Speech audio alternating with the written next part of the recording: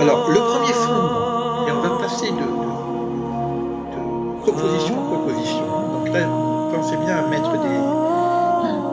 c'est qu'on va construire un édifice. Il y a une pédagogie extraordinaire du Rambam, c'est qu'il vous donne une base, c'est une forme de petit fondement pour créer un édifice, et lorsqu'il va monter un peu plus haut, il reviendra sur l'édifice, il va élargir l'édifice et il va mettre un troisième étage. Et quand il voudra mettre le quatrième étage, il redescendra en bas, il va réagir le fondement pour remonter. Parce que si je prends un petit édifice comme ça, je monte, dès qu'il y a un coup de vent, c'est fini. Donc c'est vraiment une construction pyramidale. C'est pour ça qu'on a l'impression qu'il y a beaucoup de redondance. C'est-à-dire qu'on va aller tellement loin, résurrection des morts, c'est pas mal, qu'on a intérêt, pour rentrer dans cette étude-là, d'avoir des vrais fondements. D'accord ? Donc, le premier fondement, sur lequel repose l'édifice, on est vraiment dans le premier fondement, c'est que Dieu a voulu que l'homme se perfectionne. Ainsi que tout ce qu'il a créé en sa faveur. C'est-à-dire qu'à partir du moment où l'homme va se prendre en charge et se perfectionner, c'est le monde entier qui va se perfectionner, d'où la nature.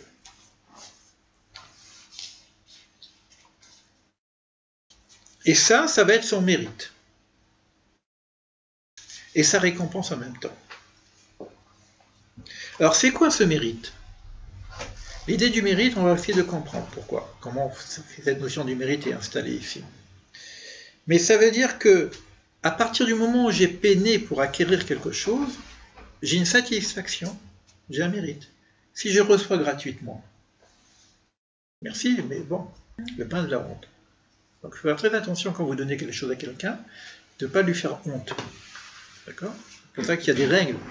Quand on veut donner quelque chose à quelqu'un, en général, on essaie de ne pas le faire en direct. De façon à ce qu'il ne connaisse pas le donneur, pour pas qu'il ait honte devant le donneur. Donc on passe par des collectivités qui aident les pauvres. Mais si je travaille, quand vous faites quelque chose, vous travaillez, vous transpirez, et que l'œuvre se réalise, il y a une satisfaction, c'est ce qu'on appelle le mérite. Donc c'est le fait d'être en chalem, ben c'est ça, c'est l'édifice est fait, son édifice, l'édifice c'est lui-même. Maintenant, je veux bien entendre ce que tu dis. Mais j'ai quand même une question. Pourquoi Dieu a décidé de créer le monde de cette façon-là? Pourquoi il passe par un système où il crée l'imperfection pour que l'homme puisse parfaire la chose? Et il dit, cette réponse dépend d'une autre question. Et les Juifs, quand on pose une question, ils posent une autre question. Pourquoi Dieu a voulu créer le monde?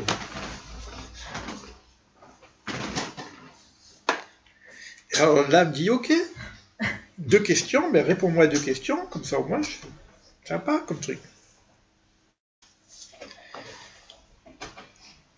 Donc, alors, le principe de dire, c'est qu'il y a un principe divin qui est le bien absolu.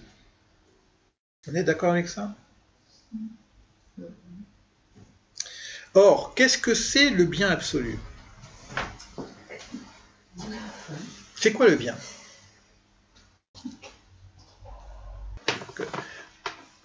Quand vous dites que cet homme est bon, comment vous pouvez dire qu'il est bon? Par ses actions. Par ses actions. Et c'est quoi l'action d'un homme qui est bon? Juste. Qu'est-ce qu'il fait d'un homme qui est bon? Il fait la tzedaka. Il fait la tzedaka, il donne. Donc il donne. Il donne à qui? Qui choisit pas.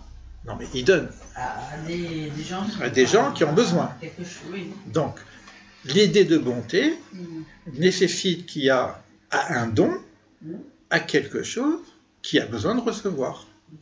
À qui il manque quelque chose. Voilà. Donc il faut créer un être qui manque quelque chose pour lui donner ce bien. Ah, effectivement. Voilà. Ça c'est l'idée de la création. L'idée de la création, c'est de créer nous en tant que récipients en capacité de recevoir le bien divin.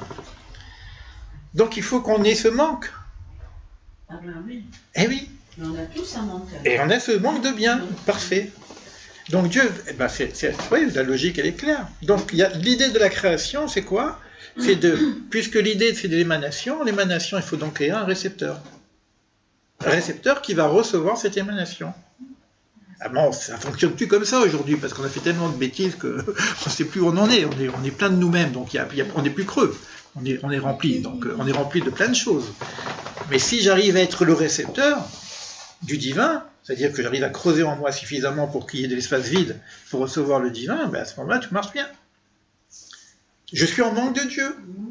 Et Dieu, il me donne ma partie, puisque c'est ça l'idée de la création. C'est ça l'idée de la créature.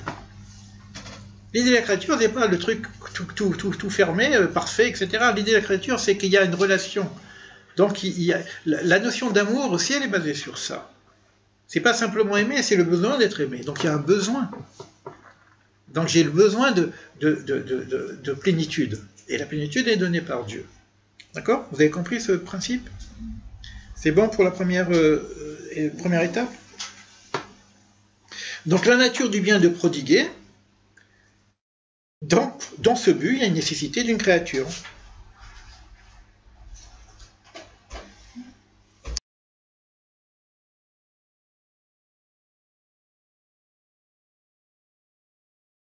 Maintenant, écoutez le deuxième fondement. Il y a une créature, il y a une émanation. Donc, Paul plus, Paul moins, aspiration, manque. Tu manques, je te donne. Tu manques, je te donne. C'est quoi cette histoire-là? Attraction. Oui, d'accord, mais ça veut dire quoi? C'est-à-dire qu'on est quoi? On est des objets du bon Dieu, quoi. Il joue avec nous, quoi. C'est un bien, ça? De s'amuser de moi, de me faire un creux et de me donner? J'existe quoi, moi? Et mon existence, elle est où? C'est pas un bien. Pour que ça soit un bien, il ne faut pas que ce soit lui qui me donne. Il faut que ce soit moi qui prenne. Il faut que je sois en action, que je sois actif dans mon processus de transformation de moi-même.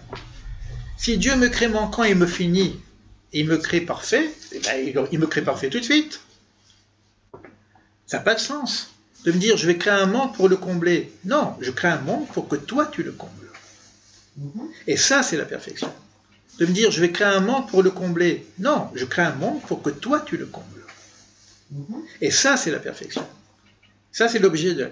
Qu'aider les hétives afin de faire du bien. Il veut que l'homme lui-même puisse compléter son manque. C'est Dieu se retire. Le bien est là, va le chercher. C'est-à-dire qu'il va nous mettre en situation de avoda, de travail. Alors après, il y a plusieurs façons de travailler. Tu vois? Imagine-toi, afin de te faire du bien, on te donne un jardin pour que tu le cultives. D'accord? Ben, tu vas creuser, tu vas mettre des graines, et le moment où ça va pousser, ah, quelle joie! Tu vois? C'est pas, tu t'assois et puis le mec il bosse et puis après il te met le biberon dans la bouche. Il y a des gens comme ça qui veulent la béatitude avec le biberon dans la bouche. Ben, le bon Dieu a dit que c'est peut-être pas le meilleur bien pour l'homme. C'est ça l'idée ici. Donc on est dans un principe qui va demander maintenant ce qu'on appelle avoda. C'est-à-dire qu'on va avoir des mitzvot, des actes à faire. Et on va essayer de se compléter nous-mêmes. Donc on a compris pas mal de choses au niveau de monde-là. C'est-à-dire que l'homme va être créé manquant, imparfait, et on va dire que l'imparfait est plus que parfait, parce que cet homme va pouvoir, lui, se parfaire.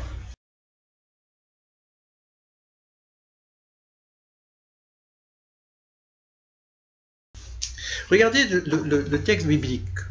Tout ce que je dis est dans le texte biblique, on ne le voit pas trop dans le texte biblique. Toute la création, elle est créée selon le principe de l'imperfection. Quand vous lisez la Bible, vous avez l'impression qu'on a un Dieu qui dit « et que cela soit et cela est ». Faux. Et que cela soit et ce qui vient n'est pas ce que Dieu a dit. Et Dieu dit « c'est bon ». Mais c'est pas ce que tu as demandé. Et Dieu dit que c'est bon quand même. Mais ça, on ne le lit pas en français. Quand vous regardez le 3e jour, Dieu dit que soit un arbre fruit faisant des fruits. Que soit un arbre fruit faisant des fruits. Et qu'est-ce qui arrive? Et voici qu'il y a un arbre qui fait des fruits. Mais l'arbre, il n'est pas fruit. Dieu a voulu un arbre fruit. Il voulait pas que l'arbre lui-même, on peut le manger. Et voici qu'on a un arbre avec des écorces, on ne peut manger que les fruits. Donc il y a tromperie. L'arbre n'a pas obéi. Et Dieu dit que c'est bon.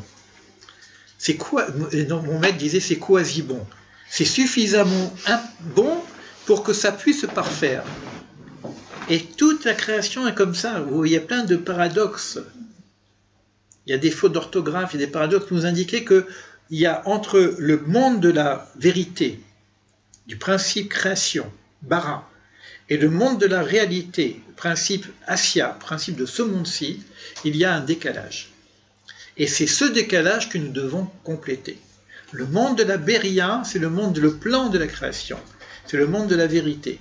Et le monde de la Asya, c'est le monde de l'action, le monde dans lequel nous sommes à agir pour réaliser le projet divin qui est dans le plan Bara, les 4 mondes.